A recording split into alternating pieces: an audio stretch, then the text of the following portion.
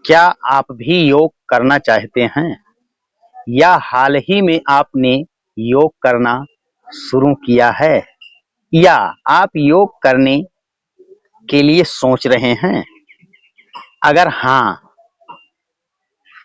तो वीडियो में अंत तक हमारे साथ बने रहना और योगा एंड एजुकेशन चैनल पर मैं अनिल पांडे आज ऐसे भाई बहनों के लिए योगा के कुछ खास नियम, शर्तें और इसकी भाषा लेकर आया हूँ, जिसको अगर आप समझ जाएंगे तो योग करने में आपको बहुत ही आसानी होगी और योग का लाभ 100% आपको मिलेगा।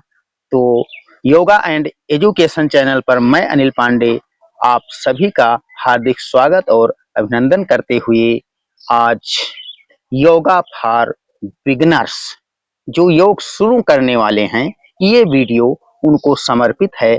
ध्यान से सुनना और देखना, बने रहना हमारे साथ। देखिए, योग का जो सबसे उपयुक्त समय होता है वो सुबह सुबह सूर्योदय काल हो और खुला स्थान हो, जहाँ वायु प्रवाहित हो रही हो। ये उचित समय होता है और खास करके योग हमेशा खाने से पहले और पाखाने के बाद ही करना चाहिए, यानी कि सुबह सुबह शौचादि क्रिया से निवृत्त होकर ही योग करना चाहिए। और योग करने से पहले हम आपको बता दें हाउ टू डू योगा, यानी कि योगा की शुरुआत कैसे करें, इसका वीडियो आपको हमारे चैनल पर मिल जाएगा। इसको देख लें, क्योंकि बिगनर्स के लिए सूक्ष्म व्यायाम बहुत आवश्यक है। तो जो बिगनर्स हैं, योग करना प्रारंभ कर रहे हैं, उनके लिए सूक्ष्म व्यायाम आवश्यक इसलिए हो जाता है कि उनके अंग फ्लेक्सिबल हो जाते हैं, योग करने के योग्य उनके अंग हो जाते हैं। और योग में आप हमेशा इस बात का ध्यान रखें कि जब भी आप बैक बेंडिंग करेंगे तो सांस अंदर भरते हुए, यानी कि इनहेल करते हुए बैकवर्ड आपको जाना है और सांस बाहर छोड़ते हुए आपको फॉरवर्ड बेंडिंग करना है, यानी कि जब आप सामने की तरफ झुकें तो सांस बाहर छोड़ते हुए, और जब आप ऊपर की तरफ यानी कि पीछे जाएं तो सांस अंदर भरते हुए। ये योग का नियम है और सांस हमेशा नासिका से ही लें योग करते समय। ये रही बात सांसों की सावधानी। और इसके बाद हम आते हैं अगले नियम पर। सांस बाहर छोड़ने को योग की भाषा में रेचक कहते हैं और सांस अंदर लेने को योग की भाषा में पूरक कहते हैं।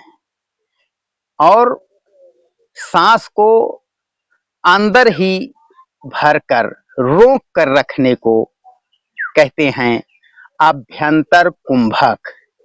और सांस को बाहर छोड़कर जब हम बाहर ही रोक देते हैं तो इसको कहते हैं बाह्य कुंभक। तो इस तरह से सांस अंदर लेने को रेचक, सांस अंदर लेने को पूरक और बाहर छोड़ने को रेचक, सांस को बाहर छोड़कर रोक देना उसी स्थिति में बाह्य कुंभक और सांस को अंदर भरकर रोक देना, ये अभ्यंतर कुंभक कहलाता है। तो अगर आप बिगिनर्स हैं, योग की शुरुआत कर रहे हैं, तो इन बातों का ध्यान रखना आपको बहुत ज़रूरी है, क्योंकि अगर हम योग नियम से नहीं करते हैं तो हमें हानि ज़्यादा होती है और लाभ कम होता है। इसलिए योग का समुचित लाभ आपको कैसे मिले, इसके लिए आप नियमबद्ध तरीके से योगाभ्यास करें। और ख़ास करके जो सीनियर सिटीजन्स हैं, 50 एंड एबव हैं, वो सूक्ष्म व्यायाम और भस्त्रिका, अनुलोम-विलोम, कपालभाति और भ्रामरी, उद्गीत, ये सीनियर सिटीजन हैं जो 50 एंड एबव हैं, उनके लिए ये 2 ही काफ़ी है। 4-5 प्राणायाम और सूक्ष्म व्यायाम। और इसके बाद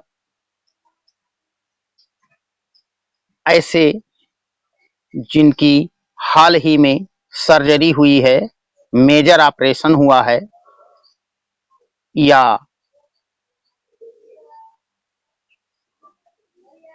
फ्रैक्चर हुआ है, वो एडवांस आसन न करें और वो सिर्फ प्राणायाम करें। और प्राणायाम करते समय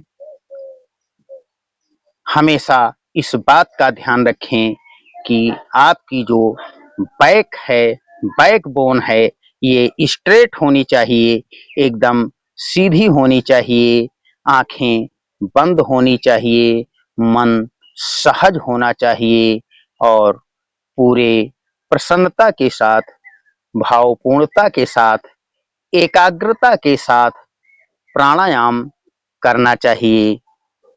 और